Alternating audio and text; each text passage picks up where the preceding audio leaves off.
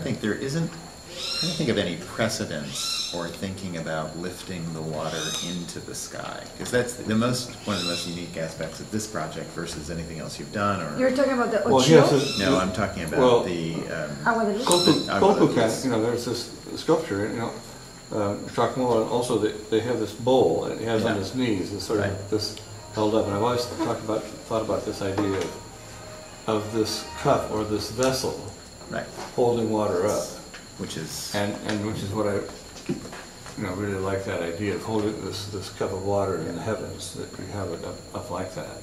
Which is part of a lot of ritual, which is to hold the water up to the sky. But there's also even when you do the, of course. Yes. But there isn't any. Is there any architecture or any precedent for that? That's what, I mean. That's what struck me as so amazing when I went to Agua de Luz, is this idea of holding, you know, on an architectural scale, lifting it above the trees to the light.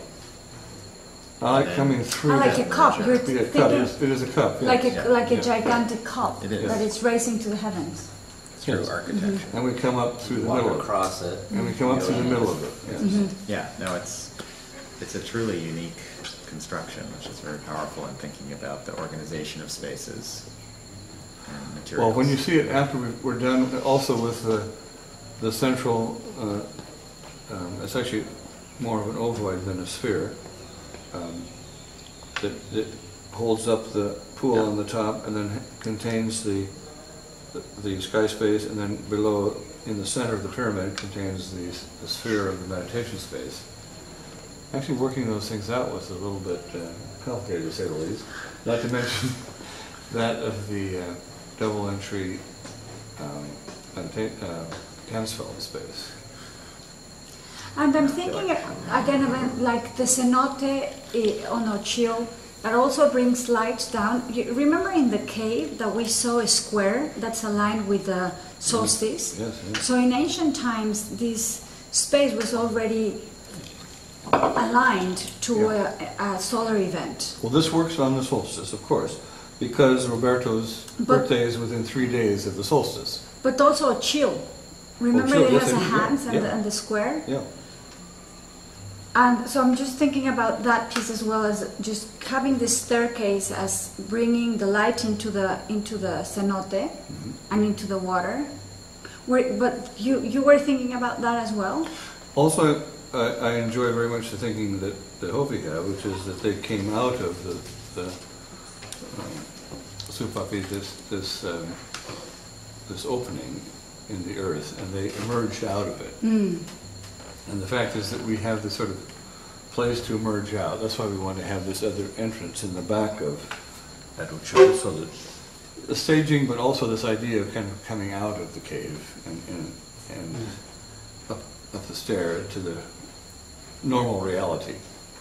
I mean, here at Cenote Santa Maria, we have sort of the normal reality, which is that first entrance, which I like very much, just up and the down. Because there it is, you come in and it's equally powerful up and down, looking at it. And so that sense of that emergence is important to me as well. That we look at this life as the real life. Pilots will have a life in the sky.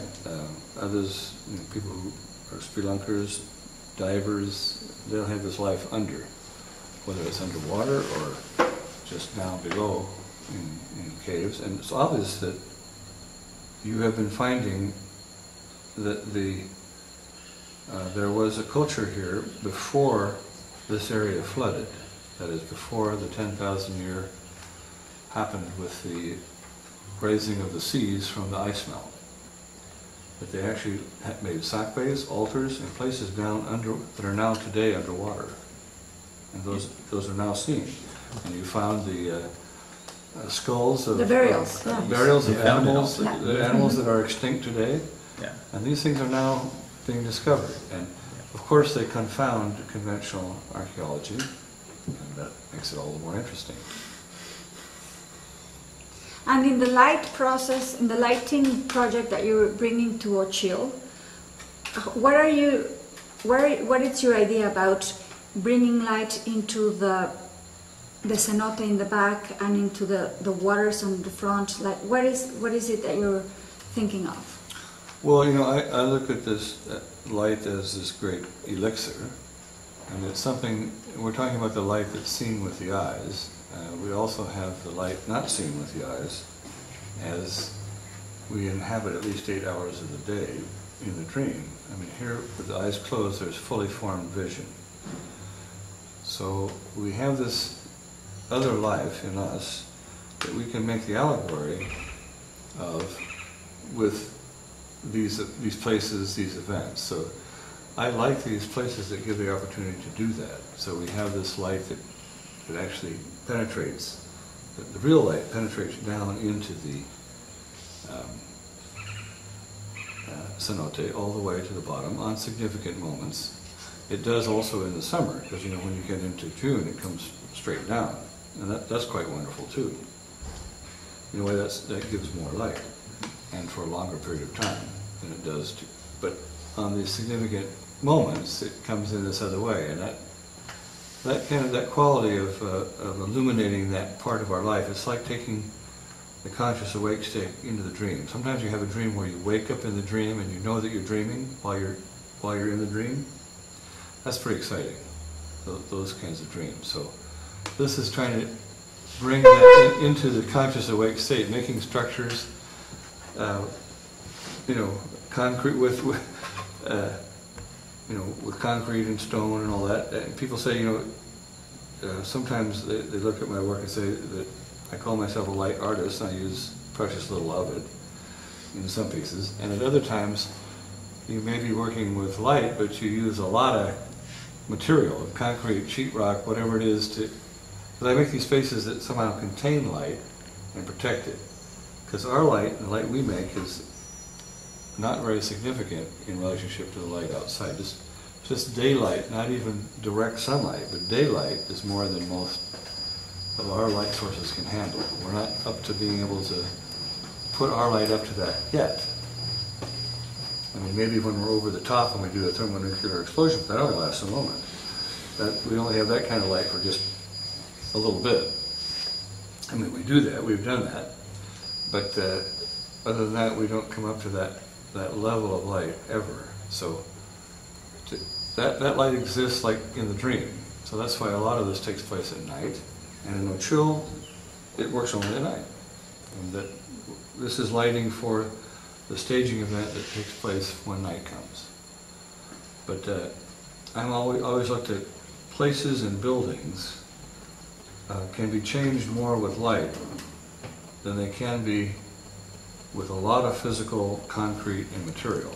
So you can take a building and you can change its aspect totally in how you light it at night. But it only exists at night. So it's sort of like we have this daytime life, and buildings do too, that exists during the day, and then at night it's like when you're done with work and you dress up and you go out and party. The buildings can come alive. Some things can come alive in a new and different way. So if you do these things of architectural lighting, and there are a lot of people now doing this, where the buildings take on a new life at night. And a lot of this I remember from telling Michael comes from when I first was flying. One of the few times I remember flying with my father, because I wasn't very old then, and so I don't have too many memories of that. But we're coming back from Baker, California, and going through Cajon and turning toward LA. It wasn't nearly as built as today. But just as at sunset, so what was happening is as the light was going down, you saw this sort of lichen quality of light coming to the town of Los Angeles. And we were both looking at that, and I remember him just saying, a peasant by day, a princess by night. And so this lighting changed completely the look of the city and how everything was at night. And it took on another life, like another personality. Like we have this sort of day that we all put in, of work, trying to earn a living and all that. And then at night we can go out and become more of what we think we are. And I think that's something that can happen with how buildings can have conversations with each other in terms of how light works in each building at night. So in this piece at O'Chill, I was wanting this kind of to come alive at night. And also have this relationship with the light that comes from the water inside. So kind of, we can have things kind of come out of this cave, cenote quality, and then enliven this space that is a performance space. So that's sort of how I think about it. Now, in the end, you have to deal with performance too. So we'll have to make this for Philip and his performance. But there's nothing like, combining the music of the spheres with a little bit of the music of the spheres played out in light. It kind of goes pretty well together, I think. One of the things you did so well at Rodent Crater, and I don't know if I don't see as much in the pyramid, but this idea that any space that holds light also holds sound. Sound, yes. These two things, and it's something that's very not talked about in your work, but I always feel it now because you sense the space holding both.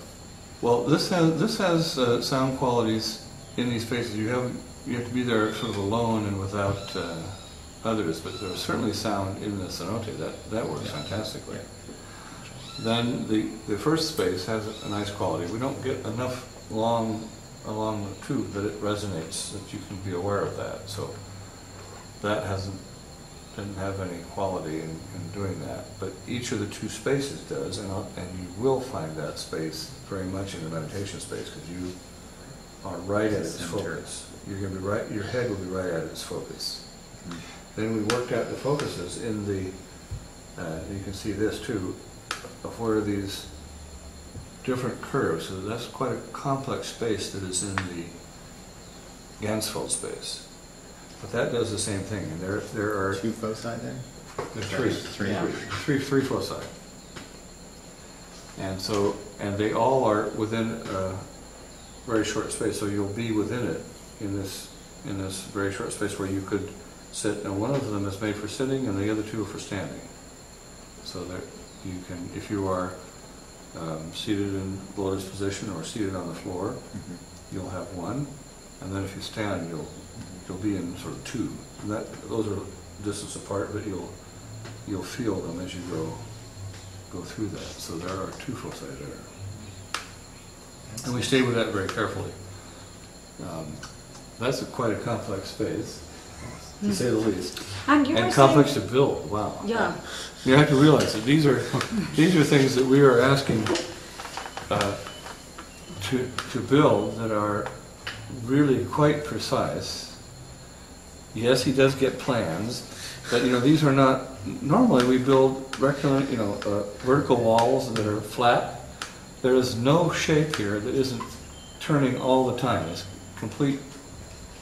So these are spaces that are quite difficult to build, and it's being built in the middle of the jungle. So this is Carlos' part, and he's done amazingly with that.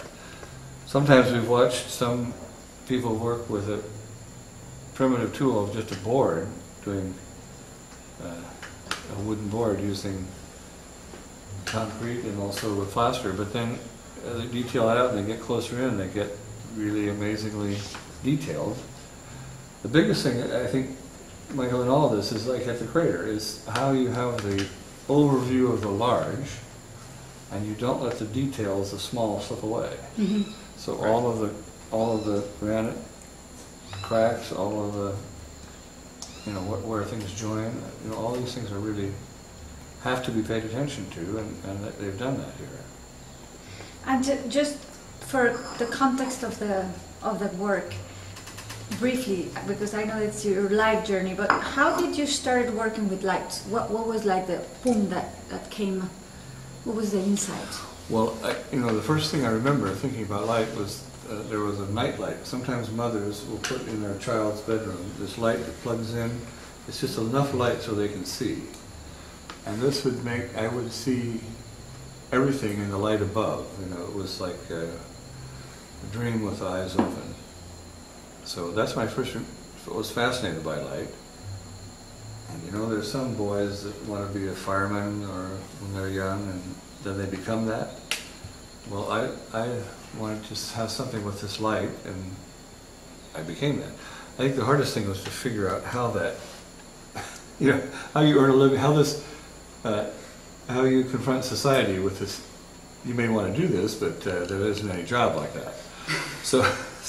But then, art, if you look at the history of art, if you look at Rembrandt, Vermeer, if you look at Constable and Turner, Turner was amazingly prescient. If you look at all of the Impressionists, this is a work that's about light. I just wanted it to be light. And that's kind of American in its directness, so I wanted to work with light. And that was the material. And the main thing, though, is I wanted this material to somehow affect perception. So I often tell the story about experience, and that is that in Arizona we have this night-blooming cirrus. This is this plant that only opens to the moon at night. It opens on a full moon night. There'll be several days of the full moon, but it only has about a few days to do its whole thing, to pollinate itself, and so the insects and bees have to come and do it. So it just opens on this special night, or 3 or 4 days before and after. And what happens is that I can give to you an area where I know you can find this plant in Arizona. You go and rent a 4-wheel drive vehicle. I give you this area where you'll find one, and you go up and you find this plant, and then you wait till sundown, and you can see this amazing event, and it takes place. And actually, you even see it when it comes up over the wall of the canyon. It will even find the moon and track it. But there are many plants that are heliotropic, like the sunflower, that actually track the sun. But this tracks the moon. And then bugs come, and you see all this happen, and it has this short period to do its entire life cycle, this moment. And it's quite something. Also, someone in Mexico City could have a really beautiful greenhouse at their house, and they have the same plant in the greenhouse. You invite guests, and you have some nice margaritas, and you stand in the greenhouse and in Mexico, and you watch the same thing. Same plant, totally different experience. So if you feel to be involved in preserving this experience for people, you have to do the context as well as the object of perception.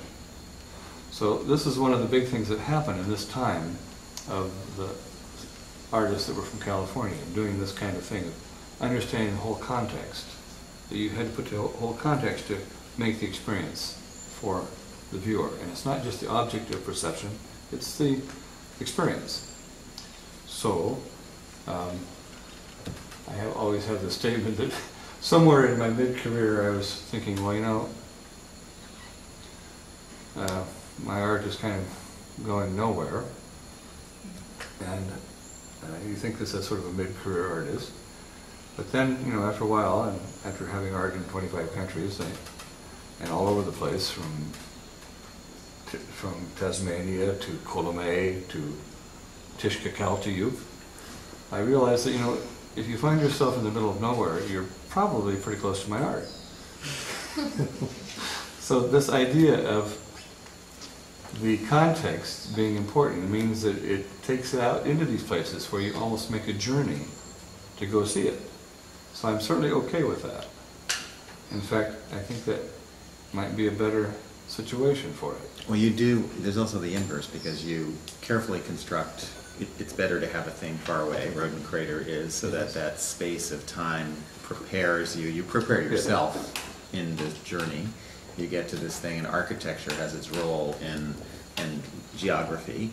And then it seems that you do the inverse inside, because when you think about the spaces for meditation, or the interior spaces, or seeing behind the eye, what I think is fantastic is that you take the journey from wherever to someplace nowhere, and then you actually continue it to the interior space, yes. Of I'm very interested, consciousness. Of also of this merging of the light that's behind the eyes, the light that we see with the eyes closed, as in the dream, and having that merge with the light that comes from the outside, seen with the eyes, sometimes in a way you can't tell the difference whether it's coming from you or coming from outside you, this totus intus, totus de foras that Meister Eckhart talks about, or the Steiner Stoners with Rudy, and also Madame Blavatsky, or in meditation, that's where the idea of Bindu shards comes from,